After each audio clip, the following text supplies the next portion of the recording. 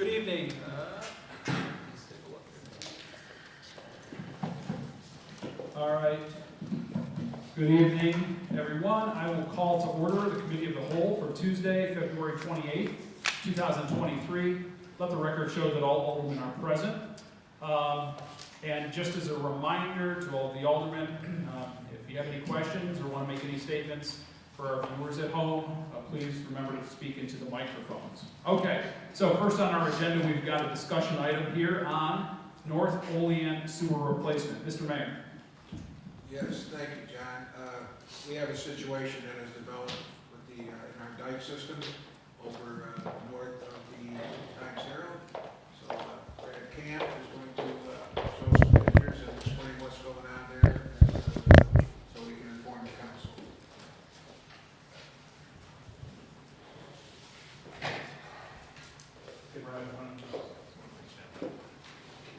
Okay, so what we have here is a sewer collapse under the levee.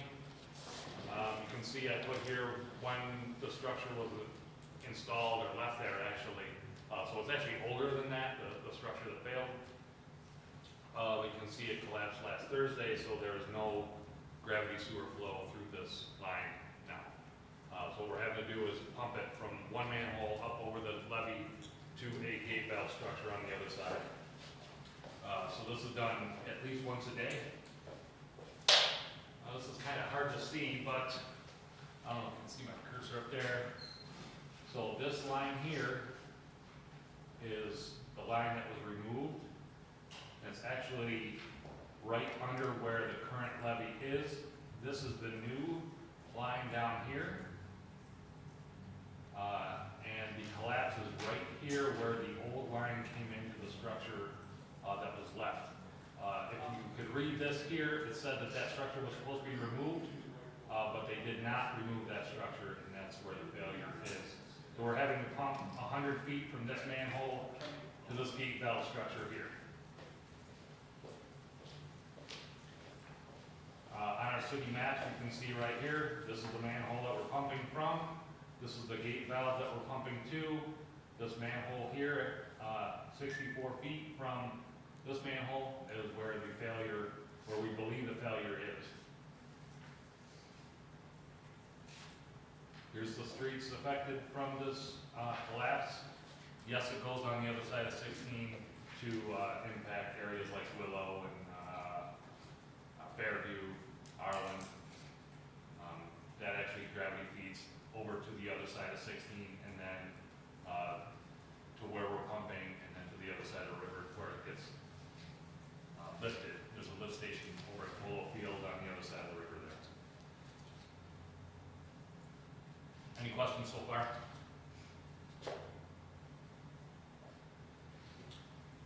Here's a picture of the manhole.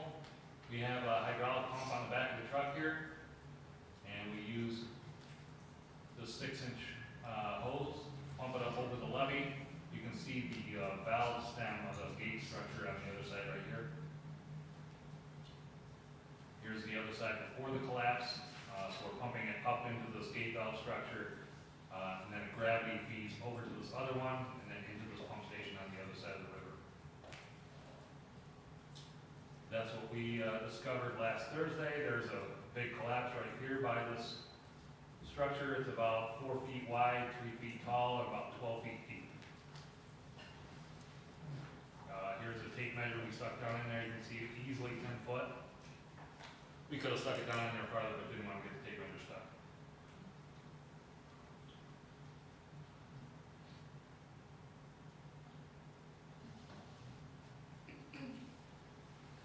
You can see, with a flashlight, you can see far down into this area here. You can't really see the bottom or where it ends because it kind of curves around.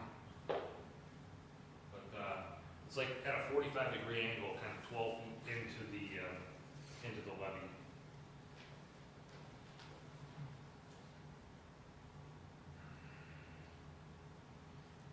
And you can see we have this area secured now. We put the fence around it. Local DEC office came and put some plywood on it, just a little extra to make sure nothing fell in there. And you can see it sits today. So, as it sits today, we need to pump it once, twice a day, maybe more depending on weather.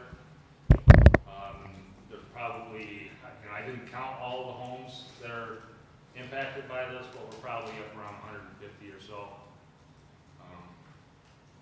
Kind of a two-ward thing, you got Ward 2 and 7.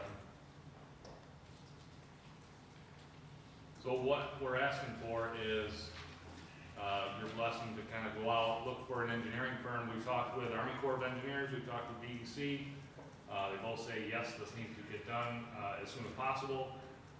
We're meeting with them Thursday at 10:30 on site. And we'll go over how we want to move forward. But we need to secure an engineering firm to kind of go over the structure of the levee, what it's going to take. Then we need a contractor to come in that has the ability to dig this up because it's going to be 15 feet deep. So you're going to need some shoring. You're going to need to step this back. We're going to need to bring in some specific soils when we replace the levee. So it's to spec. And yeah, we'd like to get it done as soon as possible. Brad, do you have an idea as far as the potential cost for an engineer? Do we have any idea what, do we know of any engineering firms around here that would have the skill set to work in the dike system? Yeah, I can't think of the names right now, but I know there's a couple around.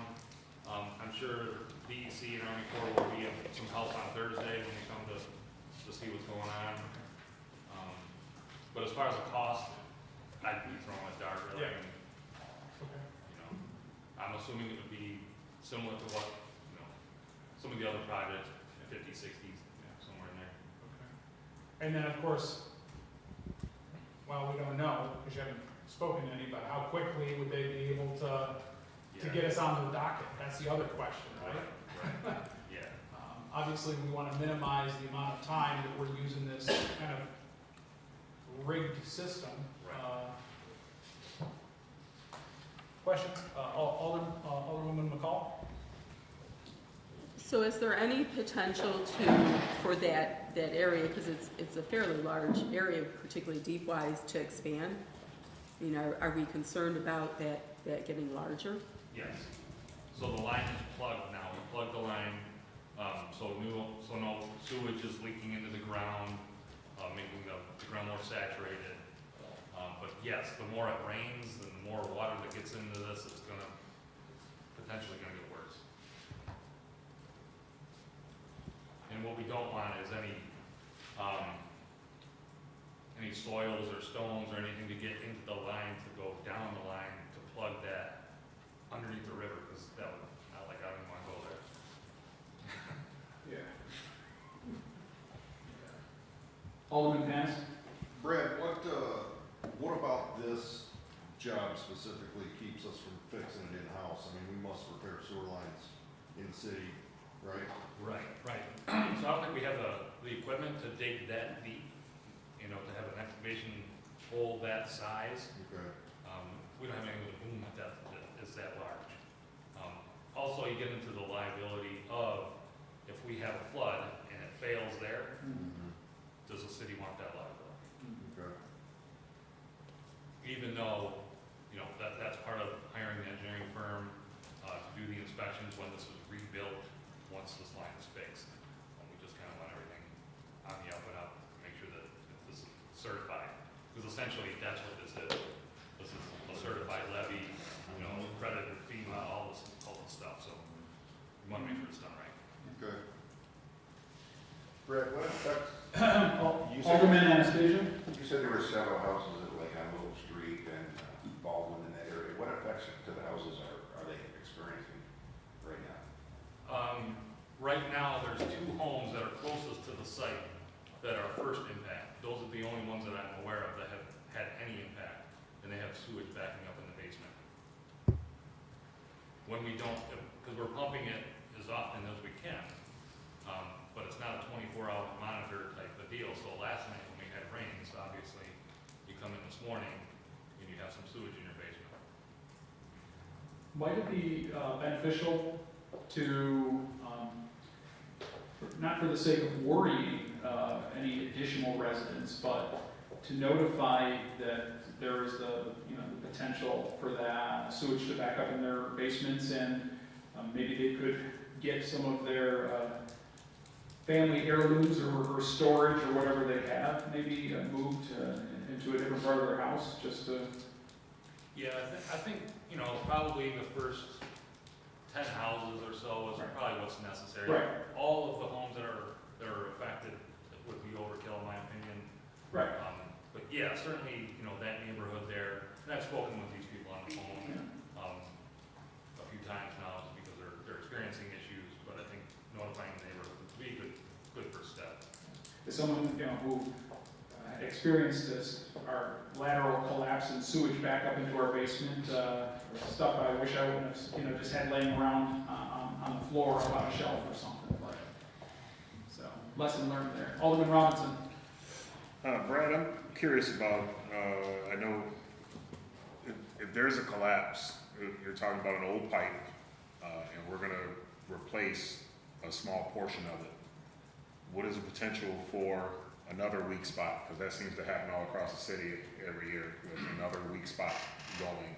And then we're just moving down the dikes a few more feet and so forth, so on. Right, so this particular, it's 101 feet. Okay, so what has failed is maybe 10 feet of it. But the intent is, we wouldn't do a project like this and not replace the entire 101 feet Okay. from the manhole to the gate valve.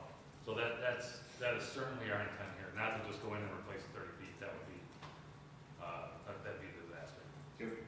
Does that include replacing underneath the river? No, That's no, not included. no, it's just, I'm gonna step out, I apologize. I was trying to turn some lights off so we could see a little better. so Oh, I see.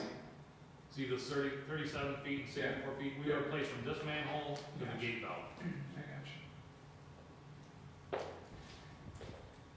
you. Would that so here's another question. While this is down and while this is being done, and I have no idea, that 221 feet, so the large section that goes under the river, right? Yep. Does it, and I don't know about technology, but like when we do the sewer linears, would it make sense to address that Yes. at the same time across the entire? No, not at the same time. What you could do is fix the 101 feet, get that new pipe in there, and then you would hire our sewer line company to come in and line from the pump house that you see on the west side of the river, straight through to gate valve 59. That's, yes, okay, so you would do that in a second phase, Yeah, just to protect, because we don't want to think about what could happen if underneath the river something happened.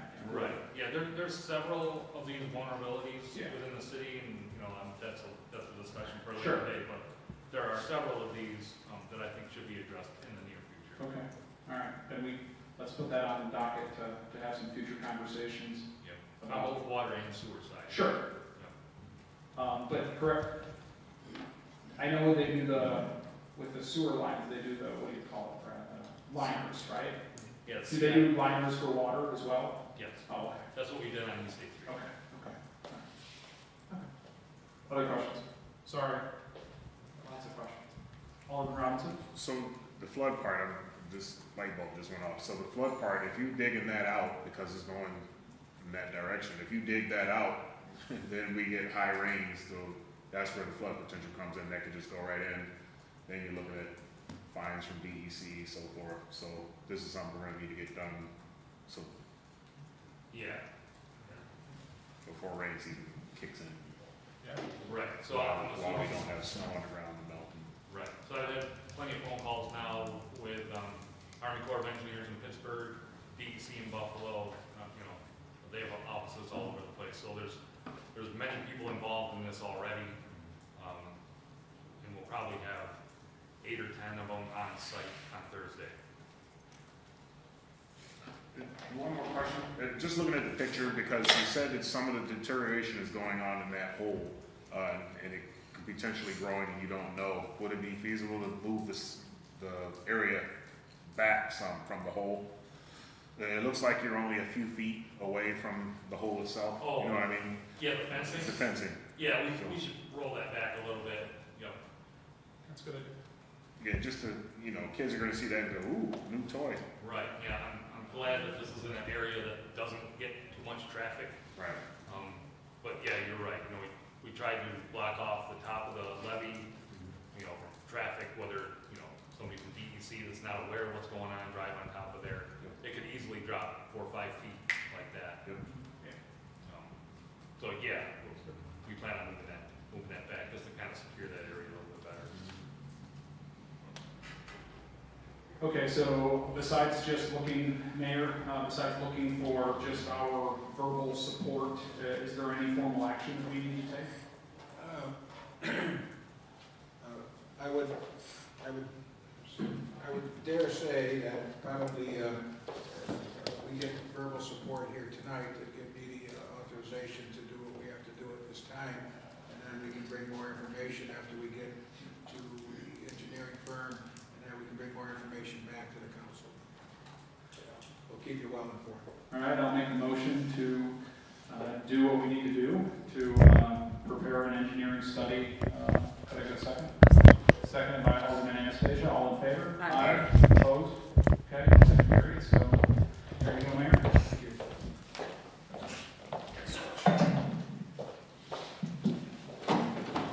I'm sure we'll know a lot more after Thursday's meeting with the DEC, Corps of Engineers, or Army Corps of Engineers, and that. If we could ask that you have Brad just give us an update after that meeting. Yes, Thank you very much. thank you. All right, on to finance and bills. We've all received copies of finance and bills. Are there any comments or questions? Seeing none, I'll entertain a sponsor. I'll sponsor. Motion is made by Alderwoman McCall. Can I get a second? Second is made by Alderwoman Forney. All in favor? Aye. Opposed? Motion carried and is referred to tonight's regular meeting.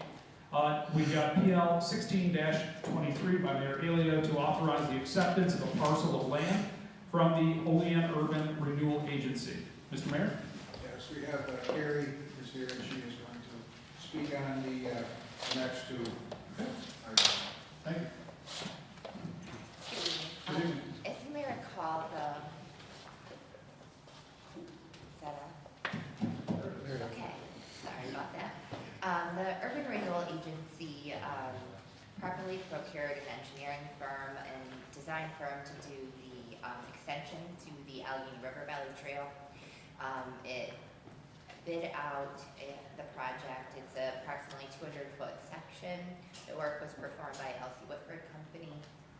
They did the clearing of the land and the installation of the asphalt and all of the materials, the bollards that are able to be removed so that you can gain access from that way.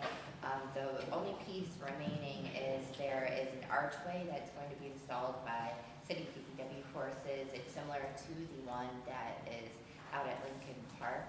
Otherwise, the project is complete. It was paid for in its entirety by the Olean Urban Renewal Agency's proceeds from the sale of the First National Building to that developer. The second part of this is that the city would accept the land, and it would then ultimately be accepted into the Allegheny River Valley Trail system. All right, very good. Are there any questions from the council? All right, well, I know that took a lot of work, Carrie, and thank you to the Urban Renewal Agency. Definitely sprucing up that area is incredible to see. Seeing no questions, I'll entertain a motion. Motion. Motion is made by Alderman Robinson and seconded by Alderman Benyon. All in favor? Aye. Opposed? Motion carried and is referred to tonight's regular meeting. The next PL, I would imagine, is related to this. Well, it is related to this. So we've got PL 17-23 by Mayor Elio to establish an easement on a parcel of land to be deeded to the city of Olean by the Olean Urban Renewal Agency. Anything further to add, Carrie? Yes. Okay. So when we were doing the trail project, there's a house at 412 North 13th Street And that property, the history of it, the owner, it was a family parcel, the home. It was a homestead. And it is now used as a rental. It's a long-term rental, the individual that's been there. And so when we were doing this project and the survey was done, we discovered that the driveway is actually on the Urban Renewal Agency parcel. And based on how the street is and how the land is running parallel in between Country Fair and 412 North 13th Street, the Urban Renewal Agency really took that into consideration and was sensitive that, you know, for this person to continue to utilize the home and to have the off-street parking, it would be beneficial if this person could have a permanent parking easement. And how it was agreed upon is that it would go with the house. And it's how it was written by Attorney Hart is that if it's no longer a house, that easement is null and void.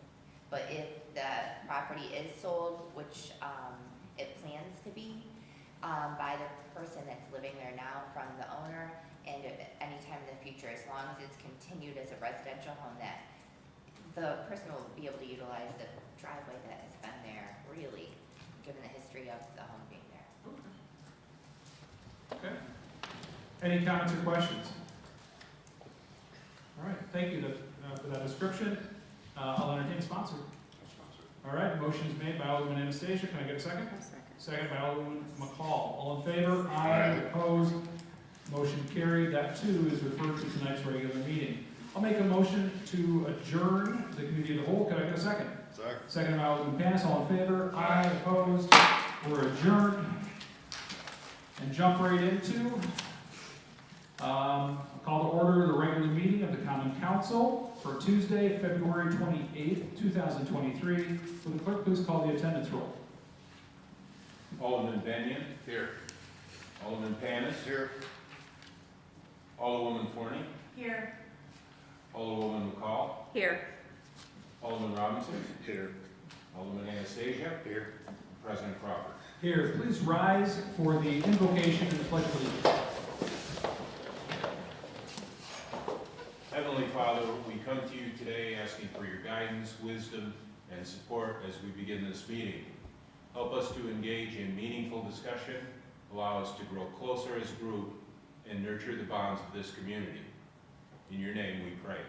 I pledge allegiance to the flag of the United States of America and to the republic for which it stands, one nation, under God, indivisible, with liberty and justice for all.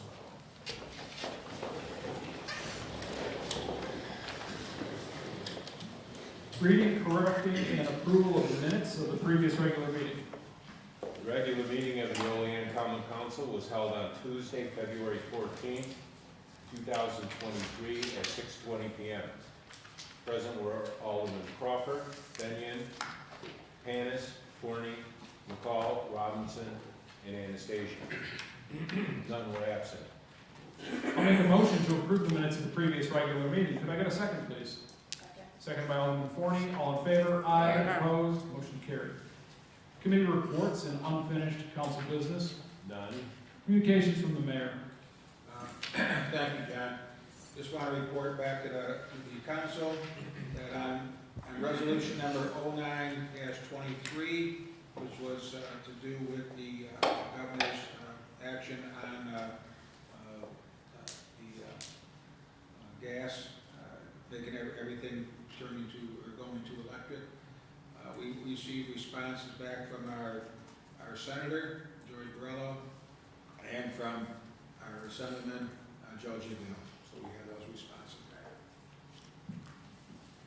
Nothing from the governor's office. Not yet. Is that it, Mayor? That's it. Thank you. Yep. Miscellaneous communications. None. City official reports. None. Proposed legislation and referrals. PL number 16-23 by Mayor Elio, referred to Committee of the Whole Tuesday, February 28, 2023 by Council President. PL number 17-23 by Mayor Elio, referred to Committee of the Whole Tuesday, February 28, 2023 by Council President. All right, before I open it up to public comment, I would like to give an opportunity to any of the aldermen to make a statement at this time. Okay, seeing none, will the clerk please read the public comment statement? The public comment portion of the Common Council regular meeting is established to provide members of the community with the opportunity to publicly state their views, voice their concerns, or to provide input pertaining to any issue affecting city government.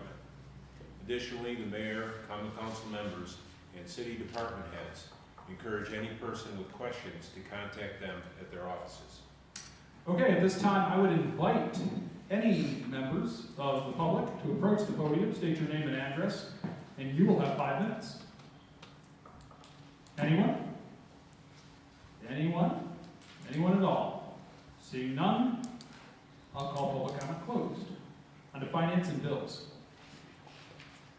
The auditor has processed bills and claims against the city of Olean as per list submitted to each alderman and recommends payment thereof. Whereas the auditor has presented to the common council bills and claims against the city of Olean totaling $2,424,420.14 to the budget and recommends payment thereof. Now therefore be it resolved that the same be and are hereby audited and allowed, and the auditor is hereby authorized and directed to draw warrants for the payment thereof at the amounts set opposite each respective claim. All right, we just discussed this. Any last questions? Seeing none, will the clerk please call the roll? Alderman Benyon, Yes. Alderman Panis, Yes. Alderwoman Forney, Yes. Alderwoman McCall, Yes. Alderman Robinson, Yes. Alderman Anastasia, Yes. and President Crawford. Yes. Resolution passes unanimously. Resolution number 16-23, PL number 15-23, to amend the City of Olean Code of Ordinances, Section 24-135, to prohibit parking on the southeast side of North Union Street at its intersection with the East Forest Avenue. Okay, so this was brought to us a few weeks ago as a discussion item. Since then, I think everyone was supposed to kind of go take a look at this situation. There's an existing no parking sign, but the request is to move it back. So, are there any comments or questions? Alderman Robinson. Yeah, I have a few comments on this one. But this was brought to us, and we did not have this email. This email was given to us after we discussed it. And then reading through the email and reading through some of the comments, after seeing the pictures and then seeing the actual property, a few things in the letter without reading everything that was written. First, it mentions that there are several units across the street. I mean, and I don't know if this needs to go back to discussion or. No, this is, Okay. we can discuss it Okay, right here. no, good. So there's several properties across the street. And so this, that does not offer off-street parking, but yet we're gonna move the sign to take away more parking. In the email, it identifies the vehicles in question. So this turns into an enforcement issue. This is an issue that the police can be involved with. And the police have already been involved and have actually ticketed one of the individuals, so the process works. And then, okay, fine discussion. And then, I think you open up a can of worms when, and I'm chair of the safety committee, and I'm on the safety with my company, so it's a big thing for me. But I think when you start doing something like this, in this particular case, we're moving a sign to accommodate the one person because, and this is gonna seem insensitive, because they backed out and hit another individual. That's not the root cause of that, the driver that's driving is actually the one that's responsible for watching for the other vehicles. If someone is blocking your driveway and you can't get out, and the person stated in the email that they could not get out, so they were fully aware, then maybe they should have called the police and had that person ticketed. While I sympathize and I can empathize with that resident's situation, I do not believe that this particular sign should be moved. If it is going to be moved, just looking at the distance, so there's a recommended amount of distance that you're allowed to park from the stop sign. So I'm assuming that's where this no parking sign starts. So if anything, if we're gonna move it to the edge of that person's driveway, but that only takes care of the one side. When you look at the picture, there's still the issue of the other side. I say, in that case, call the police. So because of that, I'm gonna have to be a no on this one. Okay. Are there any other comments? Alderman Panis? John, I mean, as you guys know, usually I don't support removing parking spaces. I did take a look at this. To me, the issue where someone has a problem parking, there's no legal space there. That sign's 20 feet back from the crosswalk or the intersection, whatever it is. It's only about 6 feet from the person's driveway. So I'm guessing people are cramming into that 6-foot space. Their car's actually hanging out beyond the sign. They don't have a legal space to park there in my mind. So to me, the right thing to do is to move that sign back to the other side of the person's driveway, because it keeps people from thinking they can squeeze in there, where I would think anybody can be ticketed for doing it. But, you know, by leaving 6 feet, it's almost like saying weasel in here and cram their driveway. So we are kind of, in my mind, we are creating a scenario where we're saying that there's 6 foot of parking spot there, and really the only thing you could park there is one of those smart cars, which I don't even know if they exist anymore. I haven't seen one in a while. I don't think they're that great in winter. I don't think they're that great in the winter. No. I don't think we see them around here. The 66 feet, oh, I'm sorry, go ahead. But anyway, so, I mean, I don't, other than that car, I don't know of anything that could legally park in where this issue is, so I would support moving it to the other side of the driveway. Okay. Do we know where the 66 feet is? Is it where Alderman Panis I is don't saying? know the pace, but it's basically moving it just to the other side of the person's driveway. And not to the middle of that next curve? What I imagine is to the middle of the curb in between the two driveways. It'll take away one whole parking space between the two curbs. If it's going to the edge of that So parking here's lot, the that's thing, one depends on thing. where 66 feet is. It says 66 feet from the intersection. To me, that would designate the center of the right of way, which maybe Robert can, 66 feet puts it 8 feet beyond our driveway. So it takes a parking space away. okay. Yeah, I would not support taking another spot away, but I would think it makes sense to move it just to the other side of the driveway. So just to help me understand this, so Tiffany, you said the 66 feet would not only eliminate this spot, but take it to the opposite side of the driveway as well, and 8 feet on the opposite side of the driveway? Yes, according to traffic council, Okay. Do we need a full 8 feet on the other side of the driveway? Is that just an engineering distance, or could we put it closer to the driveway? Well, we're trying to make a situation so they're far enough back when they pull out that we have that clear zone of visibility. Now, the closer we get back to the driveway, we're gonna reduce that. You know, 8 feet past it is really what we're looking for, that's what we typically have.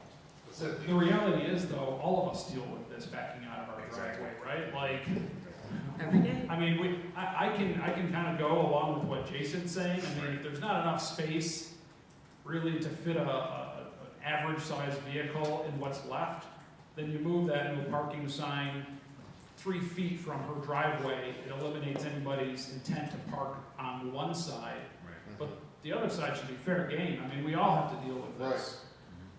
Yeah, I mean, I feel like we. I'd love to have, right? To me, as long as you're clear of the apron. And Yeah, I mean, think- Bishop Street, right, is there parking on both sides? Or- And I think by doing that, if you go that additional 8 feet, then you're gonna have residents coming here all the time saying, hey, people are parking too close to my driveway, I want them all 8 feet back on both sides. But if we went to the edge of the driveway, I think that's feasible enough to say, listen, we did agree, there is an issue, we're moving it back to the opposite side of the driveway, right there, and then if someone crosses in your driveway, call the police, let the police do their thing. Alderman Anastasia, Yes, you're the one who brought this forward. Since I brought this forward, my turn. The reason I brought this forward is because of the problem with them backing out of that driveway when she did strike a vehicle. She has to go to the police department, which you probably saw in the emails, where the cars have been ticketed. So I thought 66 feet would move it to the other side of the driveway, plus 2 feet. I didn't know it was gonna go 8 feet beyond the driveway. So if it goes to 8 feet, we don't need to take in that much space. We can amend this resolution, instead of having it go 66 feet, have it go 58 feet. We can do the amendment right now so that it doesn't take any parking spaces away from the other side of the driveway. I'm thinking that spot where Jason was talking about, I live there, I drive there several times a day. At certain times of the day, there are a car trying to creep up, and it is, the front of the car is past the no parking here at the corner, and the back end of the car is like right on the edge or maybe a foot onto the driveway. So there are people that do try to cheat the system and do what Jason just said. So I think for a safety issue, for that new homeowner that just purchased that house, it's good to move it to 58 feet. And I would like to make that amendment, if that's okay with Mr. Thompson. I'd like to get his take. I can live with that. I mean, when we're putting in a new situation, we want to always have that visibility, but recognize that 99% of the driveways in the city don't have that. It wouldn't be out of the norm to do that. We'd be getting a lot of requests. We can't meet that 8 feet across the, so. Right.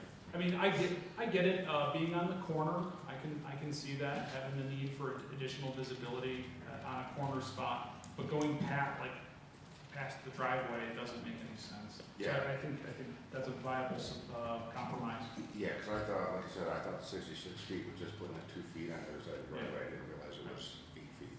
So I think that compromise would be good. I'd like to make that, so we don't have to send this back to committee. I'd just like to make a motion right now to, We gotta publish it. Yeah, publish. Yeah. that republish it. Yeah. Okay. As long as we're going there, do we want to ask for the verification of that footage? Yeah, I so agree we don't with you. move something there? Yeah, that way we know exactly the amount of Do you want distance. the exact footage to be within a few feet, Yeah. 3 feet of the other side of the driveway? I mean, I would, so I guess that's, are we talking the apron or, I think it's got an apron.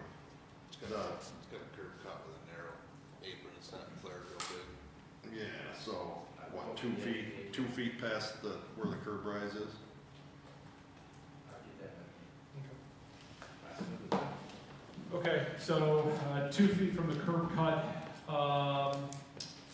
So in regards to this, postpone indefinitely, Tiffany? Or do we set, right? Good. Postpone for 2 weeks and I'll rewrite the resolution.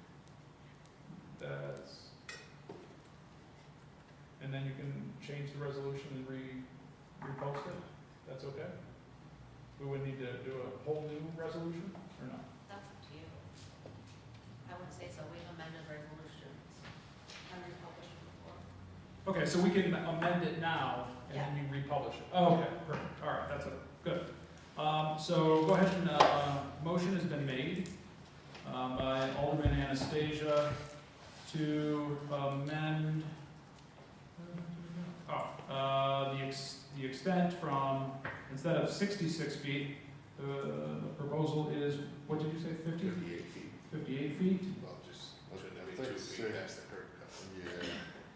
Because we don't know, we're trying to, Right. right, because realistically, if we're gonna leave 2, it would be 60 feet. All right, then do we, Maybe. well, then we would need to say 2 feet past the curb cut of the address, would we not? If that works for me. 2 feet, 2 feet south of the curb cut. Do you have the address, David? It's 954 North Union. I was just gonna. 954 North Union? Yes. Okay. So 2 feet, it would read, so the amendment is to replace the extent, to read 2 feet south of the curb cut of 954 North Union Street. Correct? Yeah. All right, can I get a second on that? Second. Second by Alderman Panis. All in favor? Aye. Aye. Okay, so that is the amended change. So now, any names on that, by the way? No? All right, so that's the amended change. Now what we would want to do is make a motion to postpone this resolution, 16-23, to the next regular meeting. Motion is made by Alderman Anastasia and seconded by Alderman Benyon. All in favor? Aye. Aye. Opposed? Motion carried. Okay, so that will be on for the second Tuesday in March. I think we figured that out. Okay. Anything else? All right. Moving along. So we will not be taking a vote on that tonight. Okay. Thank you. Ready? Yep. Resolution 17-23, PL 16-23, out of committee by Robinson, seconded by Benyon, to authorize the acceptance of a parcel of land from the Olean Urban Renewal Agency. Just talked about this. Any comments, questions? Seeing none, will the clerk please call the roll? Alderman Benyon, Yes. Alderman Panis, Yes. Alderwoman Forney, Yes. Alderwoman McCall, Yes. Alderman Robinson, Yes. Alderman Anastasia, Yes. and President Crawford. Yes. Resolution passes unanimously.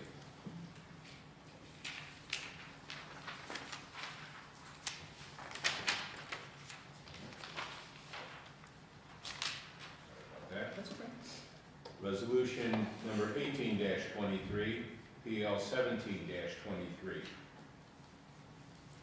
To establish an easement on a parcel of land to be deeded to the city of Olean by the Olean Urban Renewal Agency. Talked about this one. Any comments or questions? Seeing none, will the clerk please call the roll? Alderman Benyon, Yes. Alderman Panis, Yes. Alderwoman Forney, Yes. Alderwoman McCall, Yes. Alderman Robinson, Yes. Alderman Anastasia, Yes. and President Crawford. Yes. Resolution passes unanimously. All right. Anything before we adjourn?